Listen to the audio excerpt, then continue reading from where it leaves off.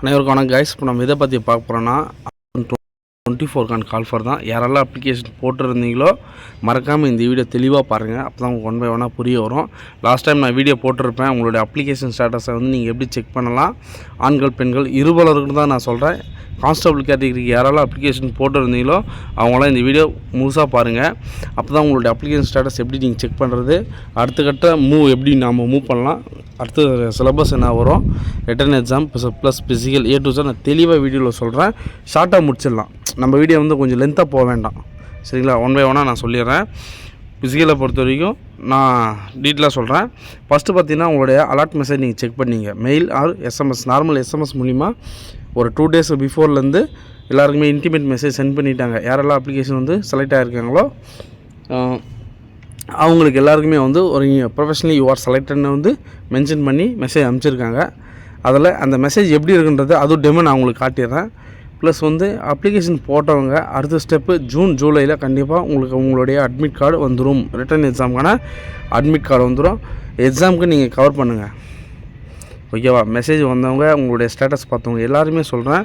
Suppose reject ஆகிருந்தால் அது அவ்வளோதான், சரிங்களா? நீங்கள் அடுத்த நோட்டிஃபிகேஷனை பார்க்கணும், இல்லை அடுத்த கட்ட ஜாபை நோக்கி போங்க.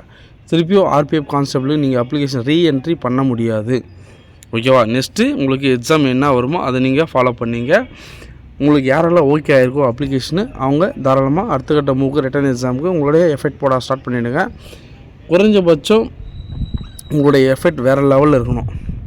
RPF யூனிஃபார்ம் டியூட்டினாவே கண்டிப்பாக உங்களுடைய எஃபெக்ட் வந்து வேறு லெவலில் இருக்கணும். ப்ளஸ் வந்து வேக்கன்சி ரொம்ப கம்மி, சரிங்களா? வேக்கன்சி ரொம்ப கம்மி. அதனால் உங்களுடைய எஃபெக்டை வந்து கொஞ்சம் இம்ப்ரூவ்மெண்ட் பண்ணிங்க. ரிட்டன் எக்ஸாமும் சரி, ப்ளஸ் வந்து ஃபிசிக்கலும் சரி, எல்லாமே எஃபெக்ட் போட்டு தான் ஆகணும். ரிட்டன் எக்ஸாமை பொறுத்த வரைக்கும் இந்தியன் ஆர்மியும் RPFும் சேம் கேட்டகரி தான். இப்போ நம்ம வந்து பார்த்துடலாம், சரிங்களா? இப்போ இந்த மாதிரி தான் டியர் அப்ளிகேட் யுவர் அப்ளிகேஷன் பி CEN number RPF notification number இது constable has been professionally accepted, ஓகேவா? இந்த மாதிரி தான் உங்களுக்கு இன்டிமேட் பண்ணியிருப்பாங்க. இந்த மாதிரி தான் உங்களுக்கு அலர்ட் மெசேஜ் வந்திருக்கும். உங்களுடைய அப்ளிகேஷன் ஓகே பண்ணிட்டோம், அடுத்த கட்டத்துக்கு நீங்கள் போகலாம். உங்களுக்கு அட்மிட் கார்டு கம்பல்சரி வந்துடும், ரிட்டன் எக்ஸாமுக்கு வந்துடும். நீங்கள் அதை ஃபாலோ பண்ணிக்கணும். நம்மளுடைய வெப்சைட்டை நீங்கள் ஃபாலோ பண்ணிங்கன்னு கவர்மெண்ட் சைட்லேருந்து இன்டிமேட் பண்ணிட்டாங்க.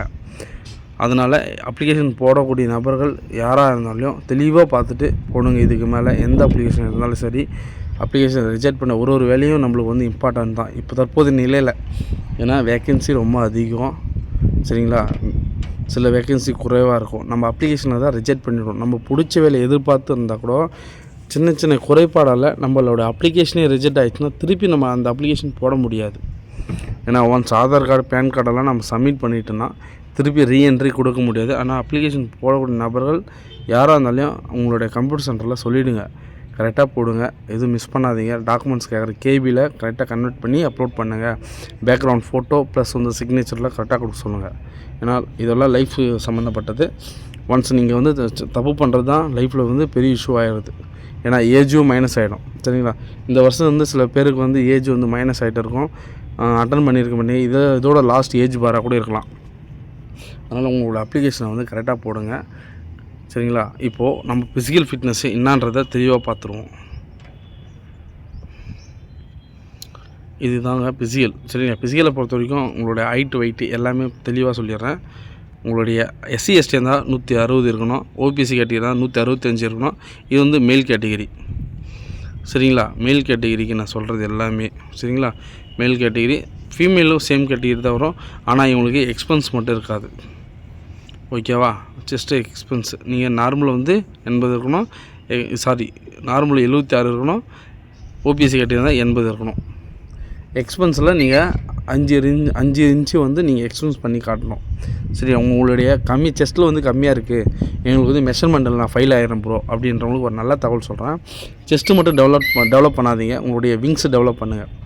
விங்ஸு வந்து மிகப்பெரிய ஒரு இம்பார்ட்டன்ட் நம்மளுக்கு, சரிங்களா? நம்மளுக்கு கழுகு மாதிரி ஒரு பராந்து மாதிரி நம்ம விரிந்த நிலை காட்டும் போது நம்மளுடைய விங்ஸை வந்து டெவலப் பண்ணால் கண்டிப்பாக உங்களுக்கு எக்ஸ்பென்ஸாக உங்களுக்கு ப்ளஸ் பாயிண்ட்டாக அமையும். அதனால் செஸ்ட்டு நீங்கள் ஒர்க் அவுட் போடுறது ப்ளஸ்ஸு உங்களுக்கு விங்ஸுக்கும் நீங்கள் ஒர்க் அவுட் போடுங்க. ரொம்ப ரொம்ப யூஸ்ஃபுல்லாக இருக்கும். எல்லா செலெக்ஷனும் சொல்கிறேன், யூனிஃபார்ம் டியூட்டியில் எல்லா செலெக்ஷனுமே சொல்கிறேன். எஸ்எஸ்சி ஜிடியாக இருந்தாலும் சரி, ஆர்மியாக இருந்தாலும் சரி, பேராமிலிட்ரி எதாக இருந்தாலும் சரி, யூனிஃபார்ம் டியூட்டின்னு எடுத்திங்கன்னா தமிழ்நாடு போலீஸ் கூட எடுத்துங்க. எதாக இருந்தாலுமே உங்களுடைய செஸ்ட்டை நீங்கள் மெஷர்மெண்ட் காட்டும் போது உங்களுடைய விங்ஸை வந்து நீங்கள் இம்ப்ரூவ்மெண்ட் பண்ணிங்கன்னா அதில் உங்களுக்கு ஃபிசிக்கலில் ரொம்ப ரொம்ப யூஸ்ஃபுல்லாக இருக்கும்.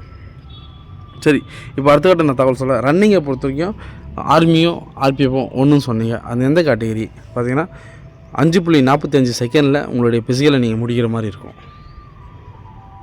சரிங்களா, உங்களுடைய பிசிக்கல் 5.45 செகண்டில் உங்களுடைய பிசிக்கல் முடிக்கிற மாதிரி இருக்கும். அதை நீங்கள் கரெக்டாக பயன்படுத்திங்க முடிக்கிற மாதிரி இருக்கும். ஒன்ஸ் வெயிட் பண்ணுங்கள். எஸ்சி எஸ்டி 160 இருக்கணும், ஓபிசி 165, ஃபீமேலுக்கு ஹைட் வந்து 157, எஸ்சி எஸ்டி இருந்தால் 152.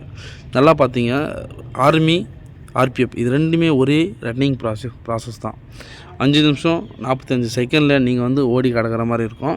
ஆர்மியை பொறுத்த வரைக்கும் நீங்கள் ஃபஸ்ட்டு பேட்சில் ஒரு 4 நிமிஷத்துலேயே ஒருத்தர் முடிக்கிறான்னா அவனுக்குள்ளேயே ஒரு 10 செகண்ட் கவுண்ட் பண்ணுவாங்க. அதுக்குள்ளேயுமே அந்த 1-1ன்னு சொல்லும் போது யாரெல்லாம் அந்த 4 நிமிஷத்தில் முடிக்கிறாங்களோ, ஃபஸ்ட்டு யார் மூவ் பண்ணுறாங்களோ அவனே தான் ஃபாலோ பண்ணுவாங்க. இந்தியன் ஆர்மி ரெக்ரூட்மெண்ட்டில் ஆர்பிஎஃப்பை பொறுத்த வரைக்கும் அந்த மாதிரி கிடையாது.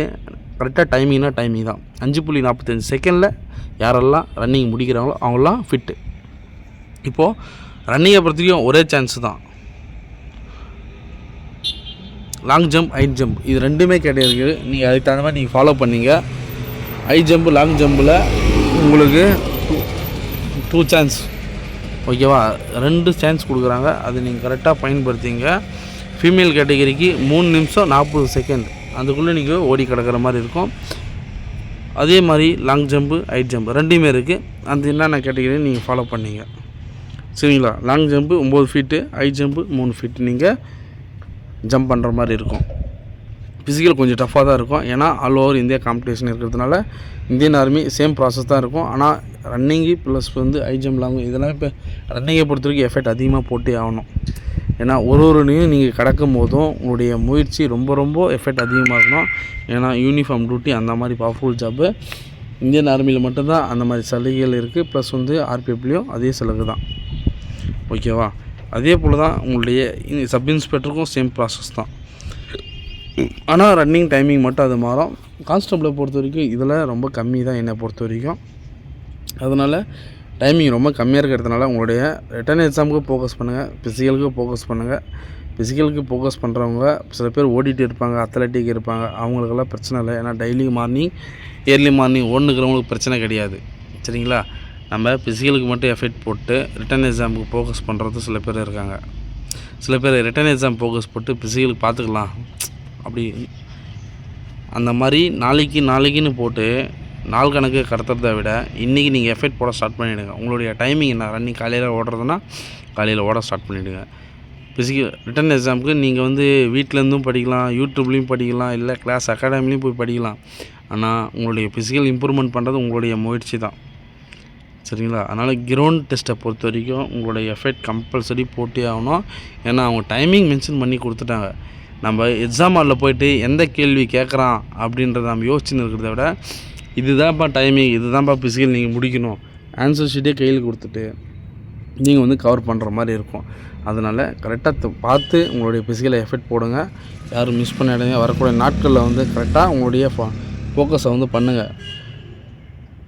சரிங்களா, இதே போல் நான் சிஆர்பி, பிஎஸ்எஃப் இந்த மாதிரி பல்வேறு துறையில் வேக்கன்சி கண்டக்ட் பண்ணிகிட்டே இருக்காங்க.